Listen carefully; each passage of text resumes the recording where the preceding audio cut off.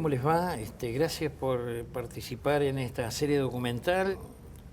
Forman parte de la Fundación 5 de octubre de 1954. Entre otras publicaciones está Aquí Fuba, las luchas estudiantiles en tiempos de Perón, 1943-1955. Han sido protagonistas de la época. Una reflexión. Bueno, sí, somos partícipes de una fundación que se hizo con la base de todas las personas que estuvieron presas en el año 54. Después de la huelga del año 54 se cerraron los centros de estudiantes y hubo una represión importante buscando a todos los dirigentes de cada una de las facultades, de los centros de cada una de las facultades. Así es que llegó a haber en Cuadro Quinto de Devoto cerca de 165 estudiantes presos. Y en la cárcel de mujeres, no recuerdo el número exactamente, pero alrededor de 18 o 20 compañeras nuestras. Eso fue la consecuencia del inicio de la huelga del 1954. ¿Y durante cuánto tiempo estuvieron? 6 meses. La mayor parte de nosotros estuvimos 6 meses, algunos llegaron a los 8 meses, 9 meses, otros llegaron a salir a los 4. Depende, porque fuimos cayendo presos desde el 7 de octubre, desde el mismo 5 de octubre, porque el primer preso lo tomaron en la Facultad de Ciencias Exactas, la Facultad de Ingeniería, Perú 222, y fue Lerman y Bugato. ¿Y otros pudieron? Inmediatamente después se buscó a los directivos de cada uno de los centros y fueron apresados. Así fue hasta, digamos, final de diciembre que cayeron los últimos, ¿no? Que precisamente en diciembre cayó presa Amanda Tubes, que la había reemplazado a Milo en la presidencia de la Federación Universitaria, porque Milo inmediatamente fue buscado. Te fuiste hacia el interior, si no recuerdo mal, con Mariano Grondona, que te llevó a un campo, ¿no? Mariano Grondona me llevó en el auto hasta la embajada uruguaya. Hasta la embajada a la vuelta. Sí. ¿Y me asilé en la embajada ¿Y pudo salir? Sí, sí. ¿Y Tilo Rasneri estaba dentro del grupo que pudo salir a Montevideo? Con Tilo Raineri, en julio del 55, viajamos juntos como representantes argentinos a un congreso internacional de estudiantes en Birmingham. Así que fui muy compinche de Tilo. Sí. Una gran persona fue. Y estuvieron con Félix Luna en la cárcel, ¿no? Bueno, yo estuve en el 51, cuando el Centro de Derecho apoyó la huelga de la Fraternidad. A ver. Fraternidad es el sindicato de maquinistas y fogonistas y foguistas de los ferrocarriles. Bueno, nosotros hicimos propaganda para difusión de esa huelga y fuimos cayendo en Boulogne, en la estación de Boulogne, y tomaron la patente del auto que era de un amigo, un compañero nuestro uruguayo que no tenía nada que ver, pero cayó preso con nosotros igual. Y tuvimos en Boulogne presos, picaneados. Con algún beneficio. Con algún beneficio, sí. Se picanearon bien, pero con algún beneficio. Porque a mí me curaron el asma. Ah, sí. Sí. Parece que puede ser uno de los sistemas de cura del asma. El susto, el miedo y la adrenalina parece que producen un shock adrenalínico y se acabó el asma para mí. Pero no lo recomiendo. Voy a volver por un instante a los años 50, pero sí. No deja de hacerme ruido el hecho que logró escaparse con Mariano Grondona. Usted fue secretario de prensa de ILIA. Sí. Y Mariano Grondona fue parte de escribir el documento de Onganía, ¿no? O sea, las paradojas de la vida. Si me dejaste, hago un poquito más de historia. Sí. Yo ingreso a la facultad en el año 49. Y el movimiento universitario estaba motivado por el asesinato de Aarón Salmón Feijó en el año 45, frente a la Secretaría de Trabajo y Previsión.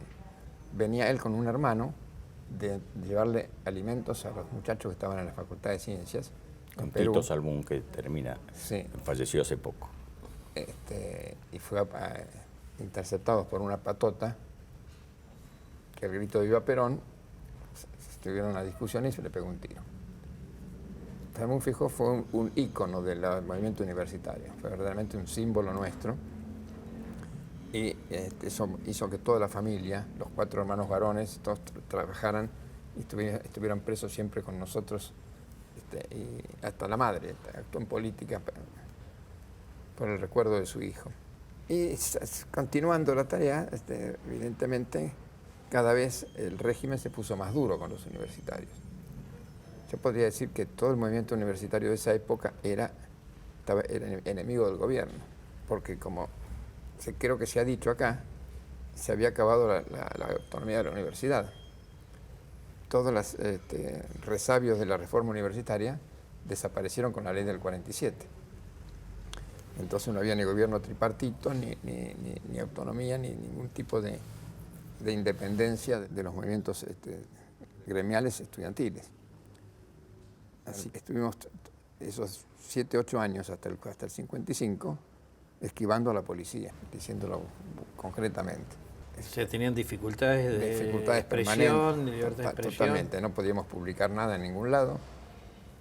Nos movíamos con volantes y con actos relámpagos que se producían en los lugares más transitados, muchísimo en la calle Florida. Se hacían reuniones al minuto que se había programado, se tiraban volantes, se hacían 2 o 3 gritos de consignas y después salíamos corriendo porque llegaba ya Entre ellos, aquí Fuba. el grito de reunión era el aquí Fuba, aquí está Fuba, aquí.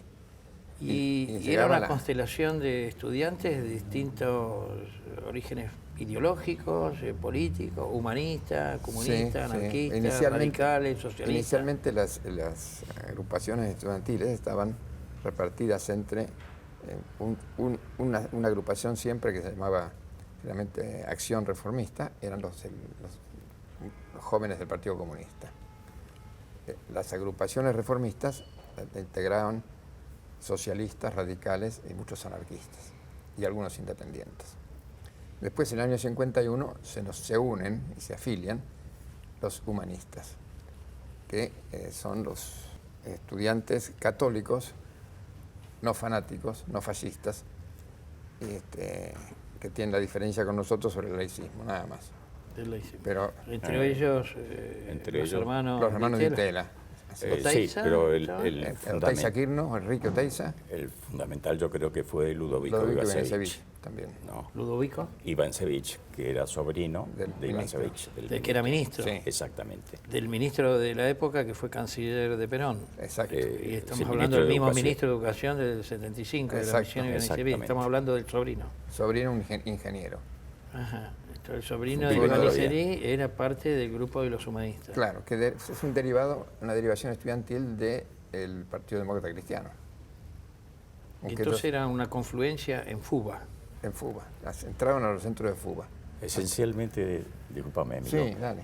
Esencialmente se forma el grupo con liderazgo de Ludovico Ivancevich, que era ingeniero, y con los hermanos Velasco Suárez en el CUM de Ingeniería, de Medicina. Medicina fue el primer centro que fue tomado en su totalidad directiva por los humanistas. Y como decíamos antes, los hermanos Ditela, pero ellos eran mayores que nosotros, ya habían egresado, yo creo, casi todos, pero igual estaban entre los humanistas. Ajá. ¿Y dónde se reunían? Te voy a contar una anécdota que hace a los hermanos Ditela. En el principio del 54, yo era presidente de la FUBA, teníamos que hacer una reunión, teníamos todos los centros cerrados, y había que hacer una reunión importante para preparar un movimiento, una huelga, y no había lugares, entonces nos juntamos en la casa de la familia Ditela, en la Avenida de los Incas. Primer sorpresa nuestra cuando entramos ahí, la pinacoteca fabulosa que estaba. Lo tengo grabado eso, porque era como un museo privado. Y bueno, y se hacíamos reuniones clandestinas allí.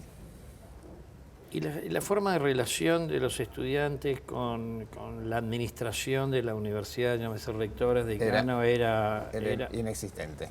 inexistente? Sí. Bueno, el peronismo trató de introducirnos una cuña cuando creó la CGU.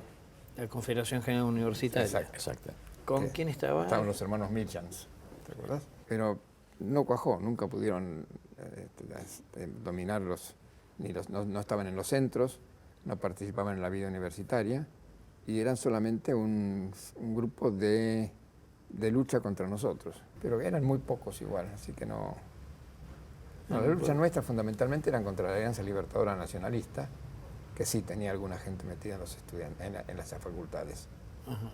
Y eso creaba grandes conflictos, grandes grescas, generalmente en los bares de los aledaños o en las facultades que tenían bar adentro, eran allí las. ¿Y la policía, por lo tanto, entraba al recinto universitario para reprimir policía, o los esperaba afuera? La policía de uniforme no entraba, estaba lleno de tiras, pero de civil. Que ya hasta esto teníamos casi en las asambleas. De los servicios, etcétera. Sí, digamos, la policía secreta, sí. Sí. La misma policía que custodiaba nuestras casas. Todos los dirigentes de cada centro, ¿no? Por lo general tenían un tira en la esquina de la casa. Sí, que ya nos tuteábamos. ¿Y cuáles eran los objetivos o los planteos de la FUBA? ¿La autonomía universitaria o tenía un componente más político, ideológico contra el gobierno de Perón, etcétera, etcétera? ¿Cómo era? ¿O era una combinación? Político sí, partidario no. O sea, la característica de FUBA de aquellos momentos era que era totalmente apartidista, a pesar de que en la FUBA y en los centros de la FUBA militaban tanto como anarquistas, socialistas en buena medida, demoprogresistas, radicales, pero no había actividad política dentro de las facultades de la universidad. Era una norma casi total, tal es así que los reformistas éramos reformistas. Claro, César Milstein cuenta, ¿no?, que él como anarquista en ningún momento, y era por otra parte uno de los miembros de difusión de la protesta, en ningún momento introdujo la protesta en la facultad Milstein como fue diario. Un militante permanente, ¿no? ¿Cómo no introducía la protesta en la No, facultad? a pesar de el diario La Protesta. Ah, el diario La Protesta. El diario La Ok, Protesta. y que era anarquista. No, Perdón. ¿Y qué tal era el cuerpo de profesores? Normal. Si sacamos el escudito con la cabeza de Vita, el resto era normal. ¿Pero estaban todos con la cabeza de Vita? Muchos. Ajá. Pero No, digo porque años más tarde, después del 55, a alguno de los profesores se los llegó, dice Emilio Miñón en su trabajo política de la universidad, se los denominaba Flor de Saibo. Pero por lo menos en mi facultad en Derecho había algunos buenos profesores, por supuesto peleándose y cumpliendo las normas que les exigían. Ajá. Está el famoso caso de Miel Asquía, no sé. ¿De quién? Miel Asquía, que era presidente del bloque de diputados del Partido Peronista en el Congreso Nacional. ¿Y era buen profesor? No, él era un alumno, era procurador. Y hay una disposición del decano Pascali en La Plata que, dando 6 materias, los procuradores podían, o escribanos podían ser abogados. Entonces, Miel Asquía trató de hacerlo en la Facultad de Derecho. Y por supuesto daba examen en el decanato. Hasta que llega a Derecho Administrativo, que estaba el profesor Bielsa, que es uno de los pocos democráticos que no renunciaron a la cátedra. Y Bielsa le toma examen en el aula y lo aplaza. Y lo llama el decano y dice: doctor Bielsa, ¿qué ha hecho? Ha aplazado al diputado Mirasquía. Yo no aplacé a ningún diputado, yo aplacé al alumno Mirasquía que no sabía nada. Bueno, por supuesto, Bielsa desaparece de la planta de profesor. Ahora vamos a volver a esos años, pero solamente para cerrar el tema de los profesores, como en el año 55 luego está el gobierno tripartito, para la normalización se restringe la participación de docentes que hubieran firmado la reelección de Perón o el doctorado honoris causa. ¿Algunos de esos docentes que ustedes recuerdan que quedaron en esas listas eran buenos profesores y que fue más bien un tema de confrontación ideológica? Yo recuerdo solamente el caso de Tessera del Franco, que era reconocido peronista, fue diputado después. Era un buen profesor. Pero después no me acuerdo de los otros. Pero sí sé que conseguimos que lo echaran a Villoldo, que era profesor de Historia de la Civilización, una materia lindísima, y él la dio como un fascista franquista a ultranza. Él desconocía la Revolución Francesa, no había cambio de ciclo histórico para él. A ese extremo. Y fue interventor en la facultad. Era un hombre muy casi cruel, te diría. En gran medida toda esa época está asignada por el conflicto de la guerra y de la guerra española. En cierta medida, la mirada de la... Por supuesto. ¿No? La guerra española para nosotros fue importantísima. Claro. Tanto que hasta a las canciones del ejército republicano las hacíamos en las fiestas, en los asados. Algunos cantaban el Quinto Regimiento o el Carmela. En la cárcel se cantaban las canciones republicanas. Y bueno, y por supuesto era un movimiento que adhería absolutamente al sector aliado de la guerra. Correcto. Mientras que por el otro lado tenían la vivencia del Estado como una orientación claramente franquista, digamos. Totalmente franquista, sí. Sí, no, la guerra civil española nos marcó fuertemente a todos, a pesar de que éramos pequeños, ¿no? Chicos, la mayoría. El 5 de octubre, con los 165 presos varones y mujeres, cuando uno lee algo de la literatura le parece absurdo que por el hecho haya desencadenado lo que desencadenó. No sé, parece, ¿qué fue? ¿Un acto de colación de grado de la Facultad de Ingeniería? Fue la última huelga total contra el gobierno peronista. ¿Pero cuál fue el hecho que encendió, digamos, la huelga? Vos estuviste, contalo. Bueno, el hecho se hace el CEI, el Centro de Estudiantes de Ingeniería, la línea recta, ya en aquel momento. Él convoca un acto para la entrega de diplomas. Y la policía no lo permite, el acto dentro de la facultad, y carga contra los estudiantes. ¿Pero la entrega de diplomas no la daban las autoridades o el centro de estudiantes? El centro, creo, de ingeniería no lo tengo muy claro.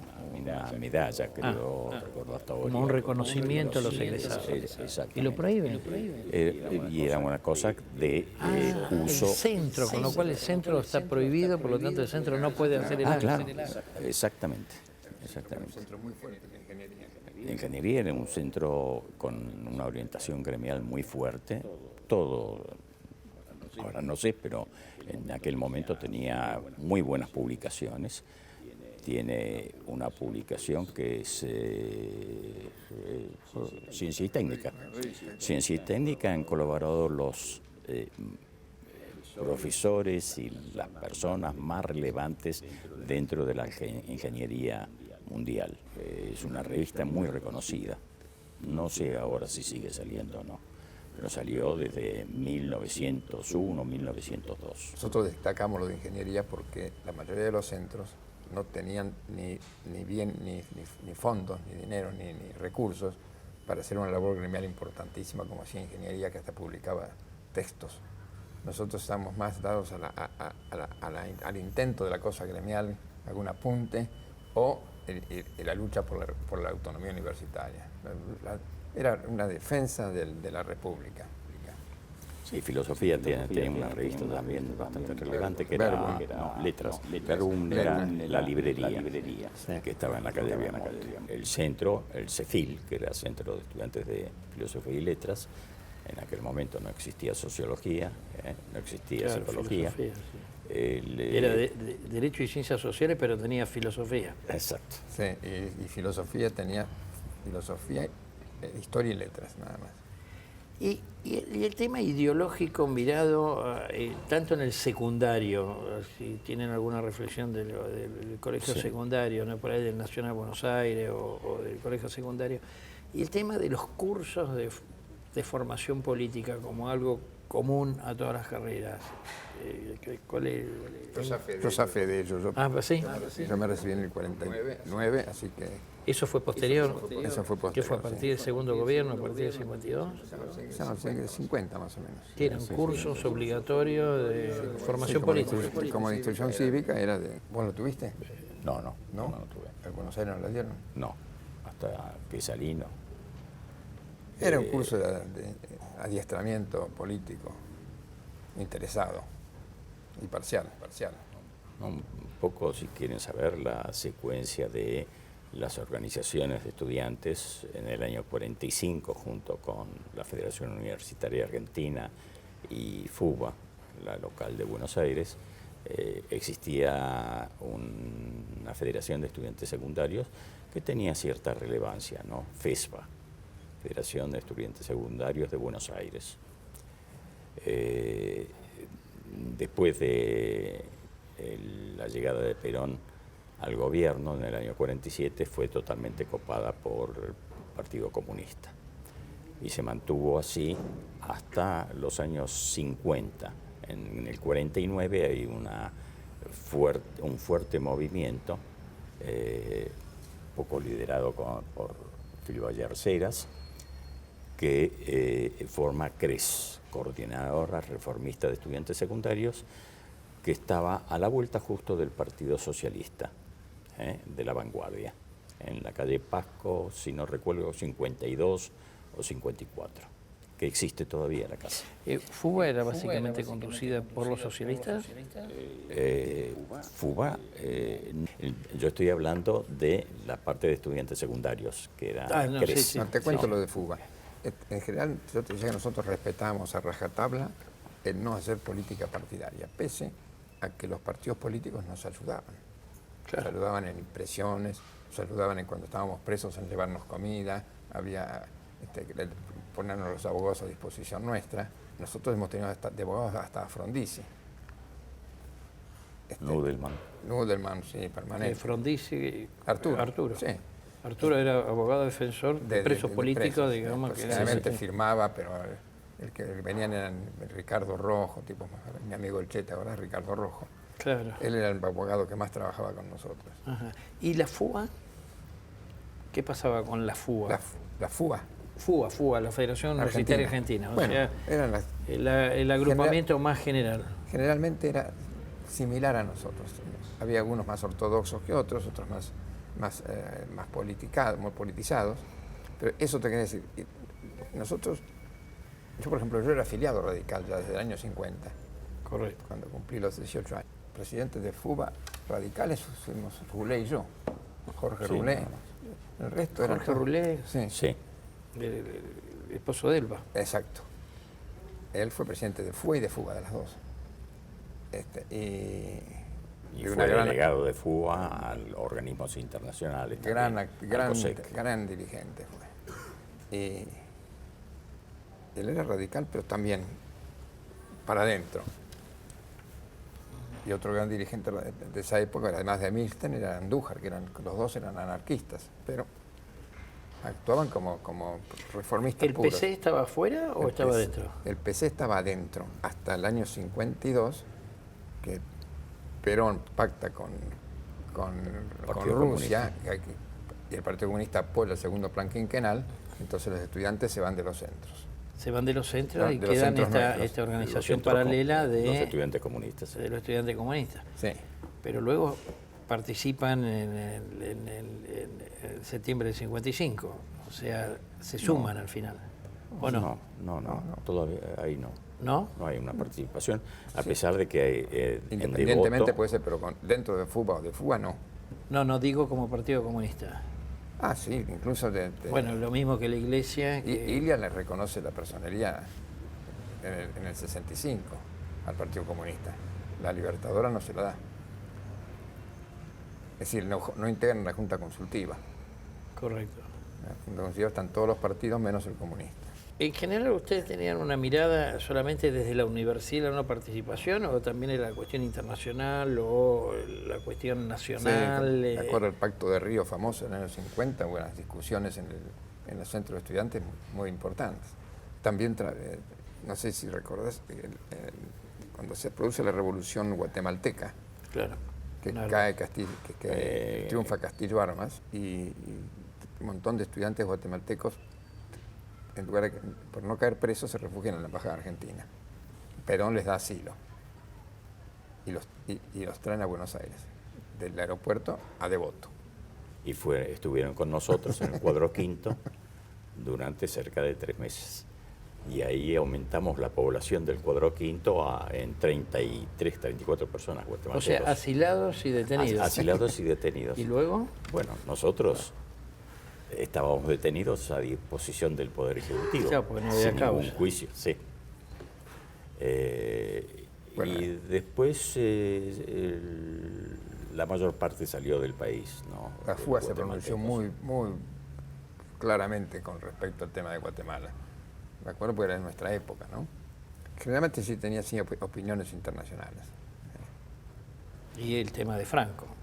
Por supuesto. Bueno, en el Congreso Internacional en Inglaterra, que fuimos Tilo Reineri y yo, impedimos que la delegación española sea aceptada, porque la norma del Congreso era que tenían que ir representaciones elegidas democráticamente.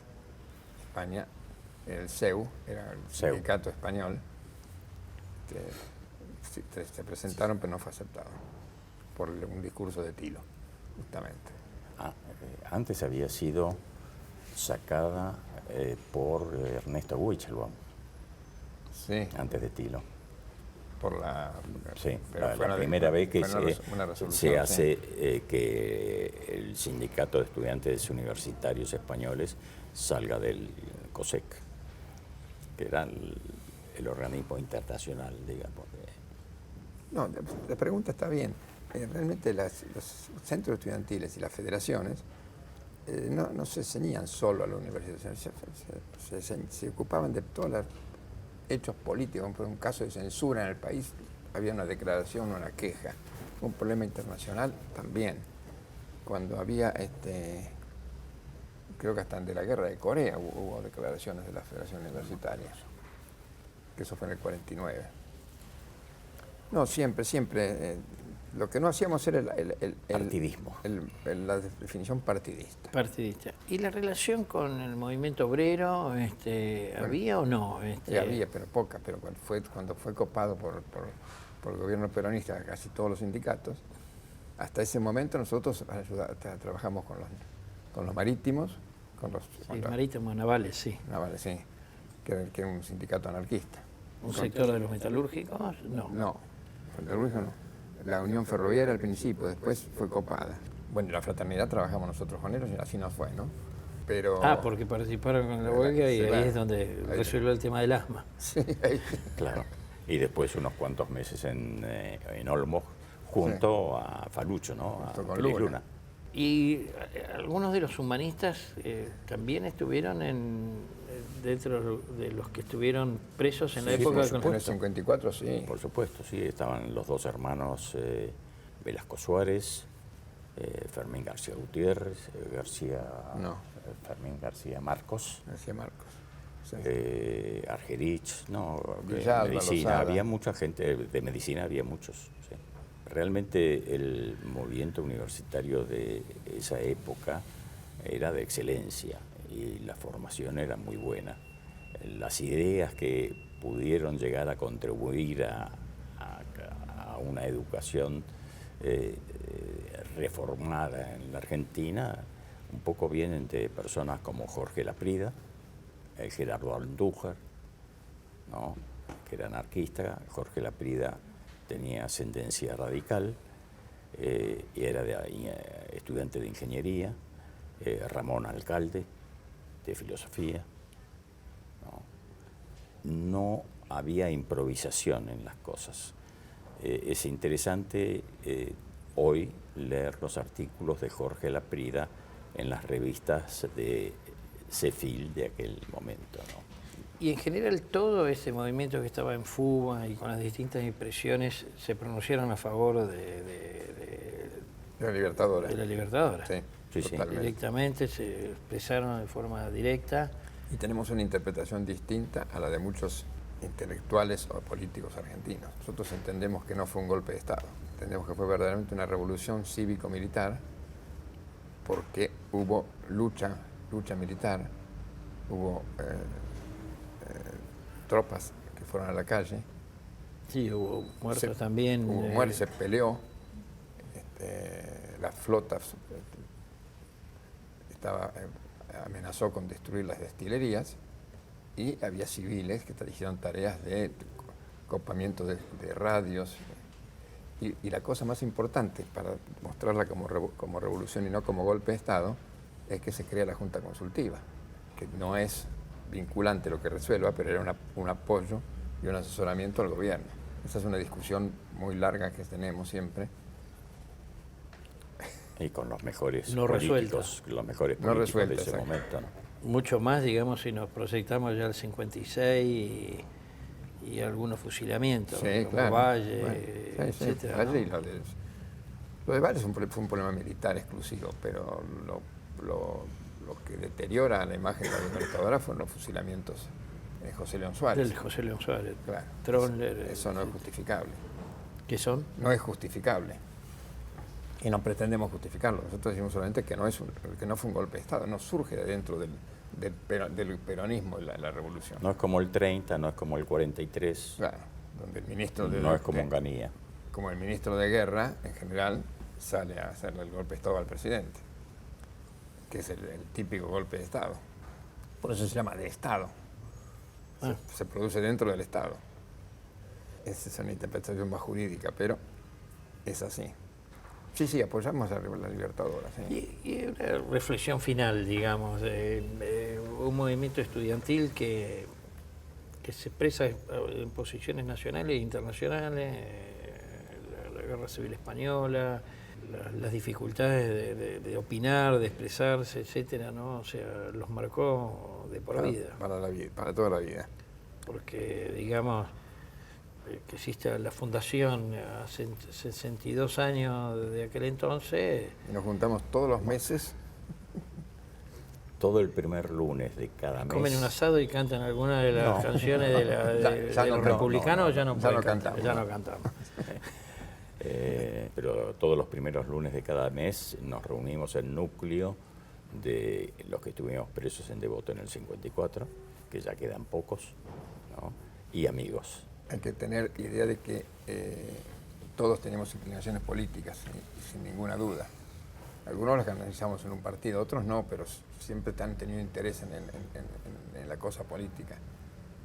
Y la universidad es una forma de hacer política que yo creo que es muy buena para cada país. Como es muy bueno la existencia de los partidos políticos, que a veces se intenta desprestigiarlos, y algunos se desprestigian solos. Ahora, igualmente todo este movimiento hubo bifurcaciones porque actores de la época, señalamos a Mariano Grondona, pero también los Ditela, etcétera, Claro. Tomaron como senderos diferentes. Mariano Grondona actuaba en el centro de estudiantes, que es un sector independiente. De derecho. De derecho, sí. Y él tenía una posición, yo creo que fue cuando se recibió fue a un seminario en España, ¿no? Sí. Estuvo con Sí, él fue Marías. él fue reaccionario, ¿no? Mientras estaba en la facultad no, pero terminó siendo un tipo muy reaccionario y al servicio del golpe de Onganía y de Videla. Pasa que en la Facultad de Derecho existían dos centros, ¿no? El Centro de Estudiantes de Derecho y el Centro Facultad. Pero él no estaba en el centro facultad tampoco. ¿Y de los humanistas qué eran? ¿Torcuato y Guido? Y Guido, los dos, sobre todo Guido.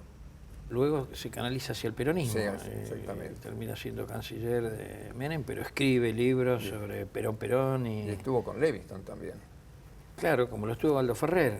junto con Aldo Ferrer.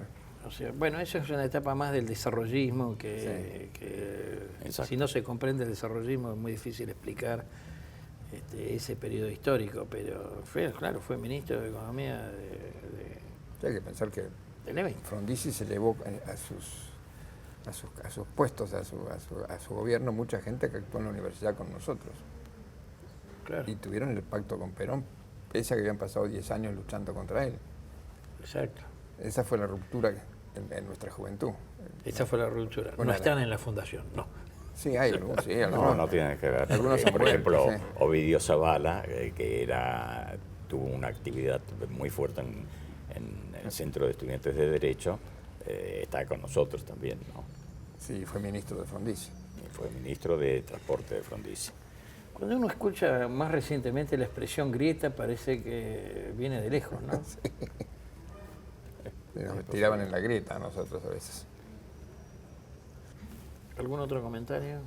Si no, para mí ha sido un placer estar con ustedes. Solamente que es una época que la recordamos con mucha, no digo alegría, con mucha Pasión, ¿no? mucha necesidad.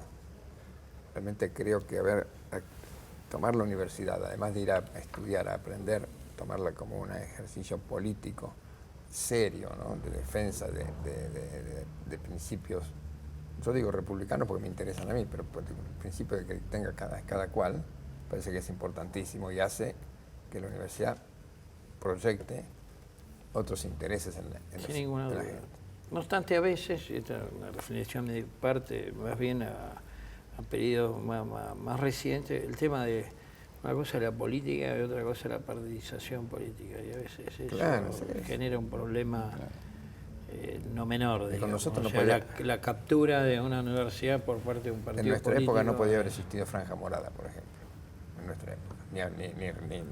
Ni pensar en el PO o en Sí, bueno, todos los sectores en de aquella izquierda, época ¿no? era socialista, anarquista o Sí, del Partido había Comunista. trotskistas, ¿eh? Había trotskistas. Había trotskistas, sí.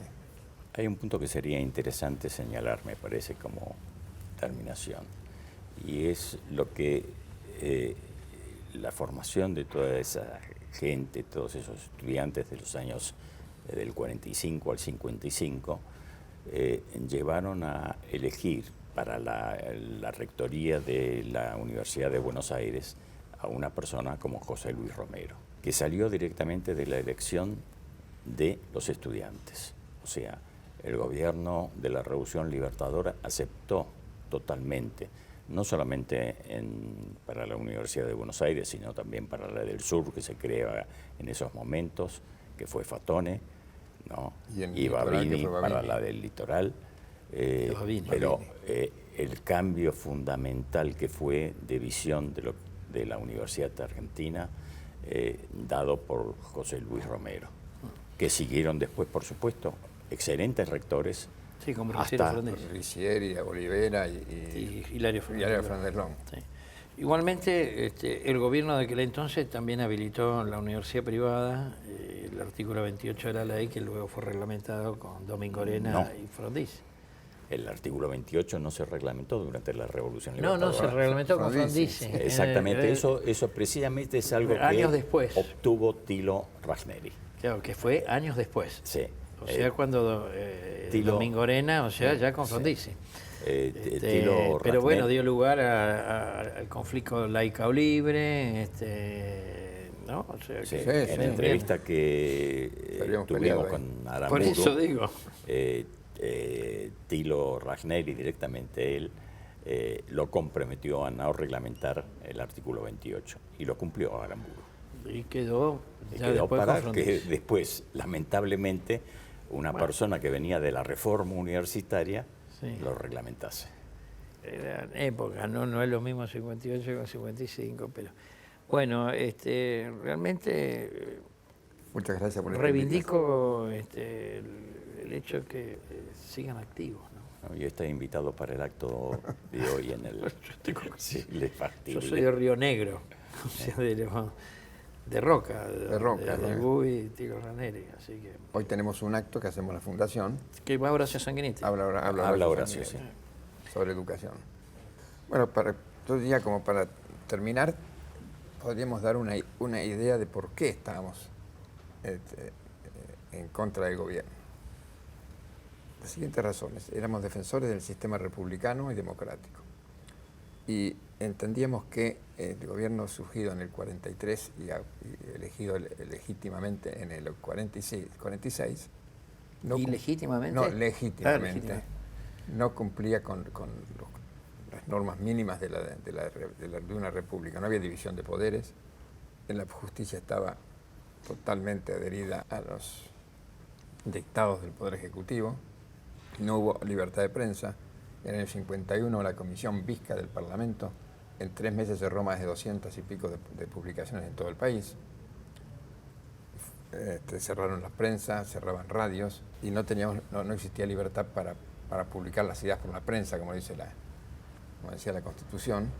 Así que esas eran las razones por las cuales, además de los temas exclusivamente universitarios, que eran la necesidad nuestra del gobierno tripartito, de la defensa de la autonomía universitaria y todo lo que hemos hablado en esta pequeña charla, ¿no? O sea que más allá de la elección por Sí. la vía democrática, hay un cuestionamiento sobre el ejercicio sí, del la gobierno. persecución a los dirigentes opositores que tenían que pagar con cárcel o exilio, pese a que Perón mantuvo una ficción de parlamento, nunca cerró la Cámara, se arreglaba para poder ganar las elecciones y tener la diferencia a favor, pero quiso hacer creer al mundo que había una democracia en la Argentina y no lo había. Era más bien una derivación del fascismo italiano. Muy bien. Muchas gracias.